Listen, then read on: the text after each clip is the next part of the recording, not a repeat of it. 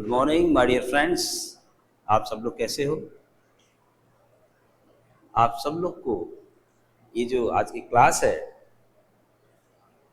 आज एक प्रैक्टिस के रूप में नहीं मिलेगी बच्चों, ये पूरी एकदम बेसिक टू एडवांस मिलेगी। एक एक चीज़ आपको जैसे शुरुआत से सीखनी है। जो बच्चे बिल्कुल अनजान हैं ग्रामर से, जो बच्चे जानते हैं कि उनको कुछ नहीं आता है, कोई चिंता की बात नहीं है, निराश नहीं होना है। बिल्कुल आराम से आपको जो है एक एक चीज़ जैसे बताई जाए, शुरू से लेके अंत तक पढ़ते जाएंगे। आज से जो क्लास आपकी है बिल्कुल समझ लीजिए जड़ से शुरू हो रही है। नाउन की जो क्लास है पढ़ेंगे हम लोग नाउन, लेकिन उसके पहले देखते हैं यहाँ पे कुछ लिखा हुआ है, introduction of parts of speech. तो बहुत सारे ऐसे बच्चे होते हैं जिनको यही नहीं पता होता है कि पार्ट्स ऑफ स्पीच होता क्या है। बहुत सारे बुक्स में तुरंत आ जाते हैं पढ़ते हुए कि पार्ट्स ऑफ स्पीच इतने होते हैं, ये पार्ट्स ऑफ स्पीच होते हैं, लेकिन उनको यही नहीं पता होता है ये पार्ट्स ऑफ स्पीच होता क्या है। तो मेरे प्यारे बच्चों, आज उसी का देख रहे होंगे। यहाँ पे ये इंट्रोडक्शन दिया हुआ है। इंट्रोडक्शन लोग कहेंगे इंट्रोडक्शन क्या है। जब हम लोग पार्ट्स ऑफ स्पीच जानेंगे, जैसे कोई एक व्यक्ति हो आपके सामने, वो व्यक्ति केवल खड़ा हो और आपसे पूछा जाए ये व्यक्ति की पहचान क्या है, तो आपको पता नहीं चलेगा, कहेंगे बस एक इंसान है। ऐसे ही जो हमारे पार्ट्स ऑफ स्पीच होते हैं, जो हम लोग 8 पार्ट्स ऑफ स्पीच पढ़ते हैं, वे सब बिना किसी आइडेंटिफिकेशन के नहीं होते। तो आज उनका सबका एक एक पोस्टमार्टम हम लोग करेंगे, एक एक चीज़ सीखेंगे, और उसी तरह से जैसे आपको बेसिक टू एडवांस लेकर के चलेंगे।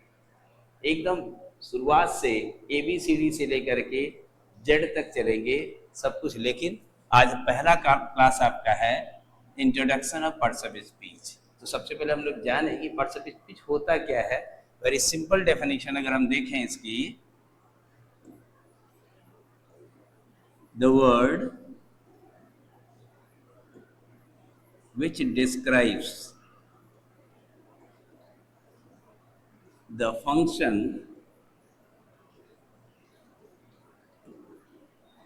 of a word। कोई भी ऐसा शब्द, यहाँ 2 बार शब्द आया है, एक वर्ड है, एक दूसरा वर्ड यहाँ पर भी है। यह वर्ड जो है इसकी अगर विशेषता बतलाएगा तो इस वर्ड की पार्ट्स ऑफ स्पीच अपने आप क्लियर हो जाएगी, और इस वर्ड की पार्ट्स ऑफ स्पीच तो आपको पहले से पता होगी। तो हम लोग उसी को पढ़ेंगे, यानी किसी भी वर्ड के फंक्शन को बतलाने वाले पार्ट्स को ही कहते हैं पार्ट्स ऑफ स्पीच। तो मेरे प्यारे बच्चे, जैसे अगर कहें he has two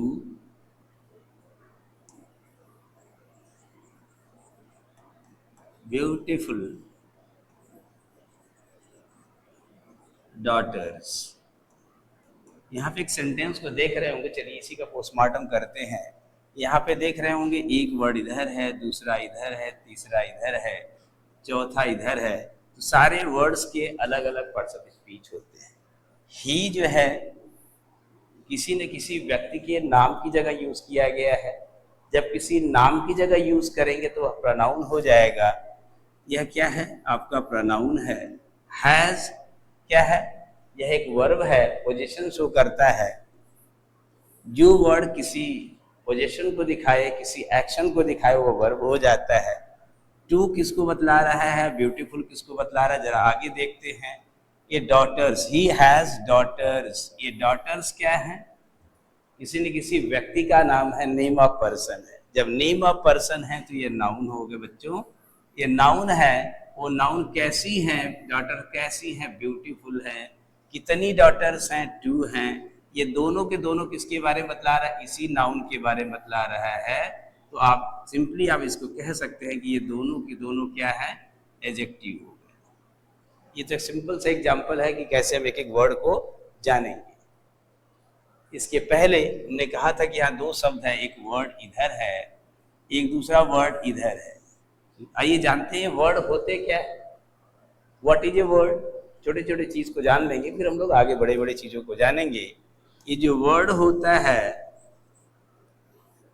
कुछ लोग कहेंगे कलेक्शन ऑफ लेटर्स है। नहीं बच्चों, एक कलेक्शन ऑफ लेटर्स बिल्कुल नहीं है। खाली कलेक्शन ऑफ लेटर्स कह देंगे तो ये गलत वर्ड है, आपका जो डेफिनेशन गलत हो जाएगा। एक कलेक्शन ऑफ वर्ड्स, ये जो कलेक्शन ऑफ लेटर जो होता ही है, लेकिन इसकी कोई ना कोई मीनिंग होती है। तो कैसे कहेंगे? वर्ड क्या है? It is a meaningful, it is a meaningful combination. It is a meaningful combination of letters. जब भी हम किसी लेटर को दूसरे लेटर के साथ जोड़ेंगे और उसका कुछ न कुछ मीनिंग निकलेगा, तभी हम कहेंगे कि यह क्या है, यह एक वर्ड है। जैसे एक सिंपल सा बहुत छोटा सा वर्ड ले लेते हैं, NPE। अगर देखेंगे तो इसका कोई भी अर्थ नहीं निकल रहा है, इसका कहीं से कोई अर्थ नहीं आ रहा है, इसलिए it is not a word. If you want to know what is a word, इसी को हम कह दें PEN। अब देख रहे होंगे पेन क्या है? It is an instrument, it is the name of an instrument. जब किसी इंस्ट्रूमेंट का नेम हो जाएगा तो वह क्या बन जाएगा? वह पर्टिकुलर सेंस देने लगेगा, एक मीनिंग देने लगेगा, और यह क्या बन जाएगा? आपका एक नाउन है, और ये क्या है? एक वर्ड। और यही वर्ड आपका क्या है? नाउन है। एक वर्ड ही तो नाउन होते हैं, प्रोनाउन होते हैं। बहुत सारे पार्ट्स ऑफ स्पीच आपके होंगे, हम लोग पढ़ेंगे आगे। जैसे दूसरा शब्द अगर हम ले लेते हैं,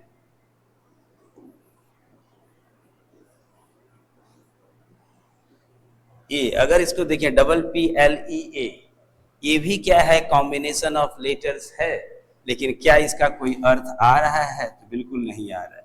इसी सेंटेंस को, इसी वर्ड्स को अगर हम करते हैं APPLE, अगर हम देखेंगे यहाँ पे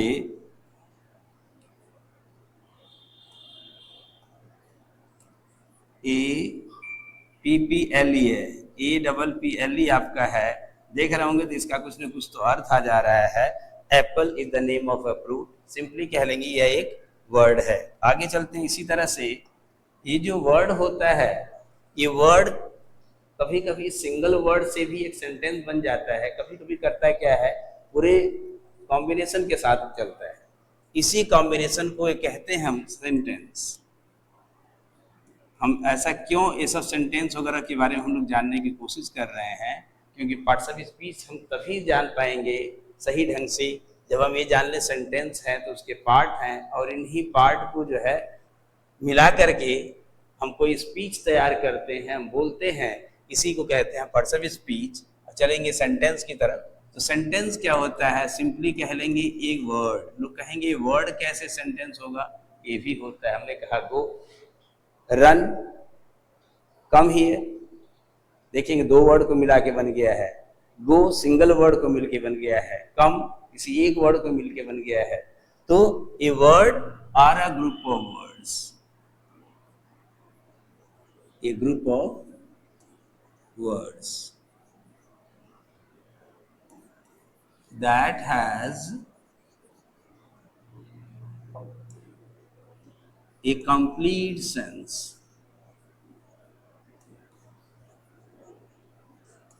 is called a sentence।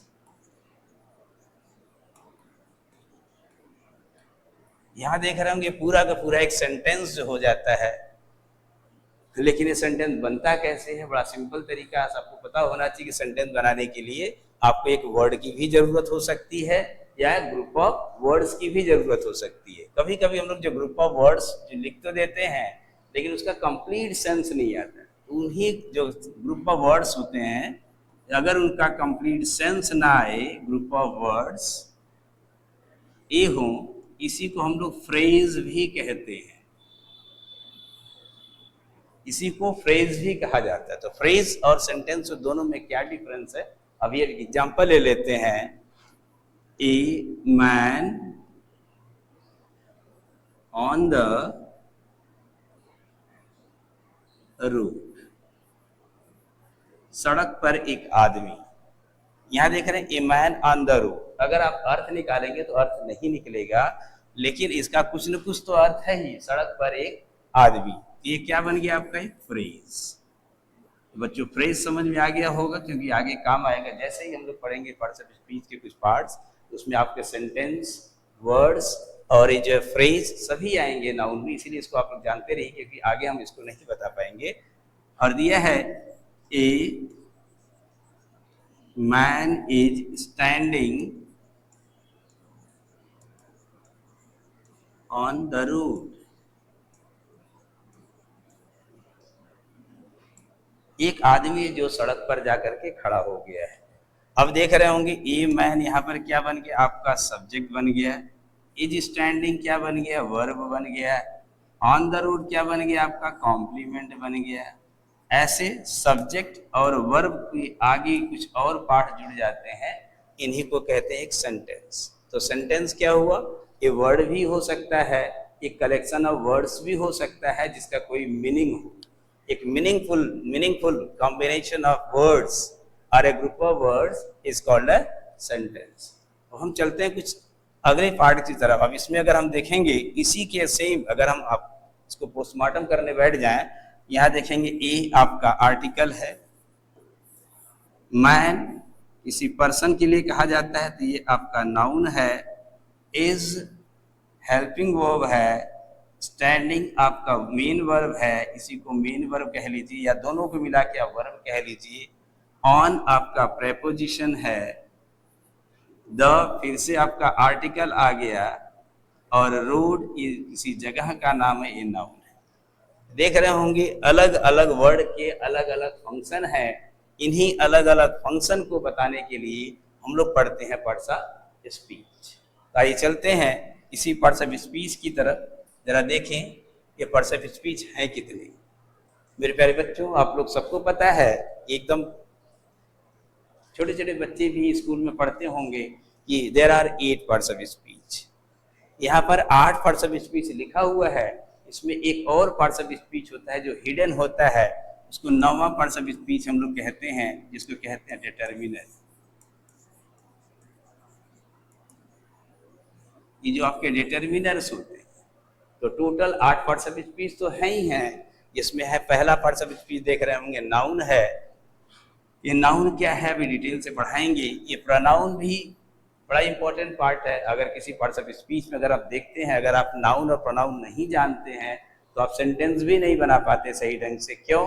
क्योंकि ये नाउन और प्रोनाउन ही तो आपका सब्जेक्ट बनेगा या ऑब्जेक्ट बनेगा। सब्जेक्ट और ऑब्जेक्ट नहीं है तो सेंटेंस केवल वर्ब से बनेगा तो इंपेरेटिव सेंटेंस है, लेकिन पूरे सेंटेंस नहीं बना पाएंगे। एडजेक्टिव जो होता है आपका इसी नाउन और प्रोनाउन के बारे में कुछ बताएगा, तो उसको कहते हैं क्वालिफाइंग वर्ड्स। ये क्या करता है? ये क्वालिफाई करता है। किसके बारे में क्वालिफाई करता है? नाउन या प्रोनाउन के बारे में। जैसे ही नाउन और प्रोनाउन के बारे में कुछ पता चले तो आप तुरंत कहेंगे वो एडजेक्टिव है। जैसा कि मैंने पिछले जो सेंटेंस में दिया था आपको एग्जाम्पल, यहाँ देख रहे होंगे ये जो है वर्ब है। वर्ब ही बड़े डिटेल में जानना होगा बच्चों, खाली डेफिनेशन से नहीं कि action words are called verbs. ये तो केवल बच्चों को, जो स्टूडेंट्स होते हैं क्लास 6, 7, 8, 9, 10, 11, 12 के, उनके लिए जरूरी है कि वो खाली डेफिनेशन जान लो। लेकिन अगर आप कॉम्पिटिटिव एग्जाम में हो बच्चों, तो आपको याद रखिए इसकी गहराई में जाके पढ़ना होगा। इसको भी पढ़ाया जाएगा, एक एक करके आपको हम बताएंगे, जिससे कि आप लोग कभी भी कॉम्पिटिटिव एग्जाम में बैठे तो कुछ भी मिस ना हो। ये वर्ब भी बड़ा इंपॉर्टेंट पार्ट होता है। एडवर्ब क्या करता है? जितने ऊपर से देख रहे होंगे, adjective, verb, adverb, preposition, conjunction, ये सबकी विशेषता बतलाता है। एडवर्ब क्या करता है? कभी कभी नाउन और प्रोनाउन की भी विशेषता बतलाएगा। कुछ लोग सोच रहे होंगे ये कैसे होगा, ये भी होता है, बताया जाएगा आपको। ये प्रेपोजिशन, ये बड़ा इंपॉर्टेंट पार्ट है। ये भी बहुत सारे चीज़ों को जोड़ता है, संबंध बताता है, रिलेशन बताता है। और एक कंजंक्शन जो वर्ड होता है, ये 2 वर्ड्स को, 2 फ्रेजेस को या 2 सेंटेंसेस को कनेक्ट करता है। इंटरजेक्शन, ये हमारी फीलिंग्स को एक्सप्रेस करता है। तो आइए चलते हैं एक एक करके अब हम लोग पढ़ेंगे। इसमें से पहला पार्ट आपका आज है नाउन। ये नाउन की क्लास काफ़ी इंपॉर्टेंट होगी, इसको शुरू से अंत तक देखिएगा।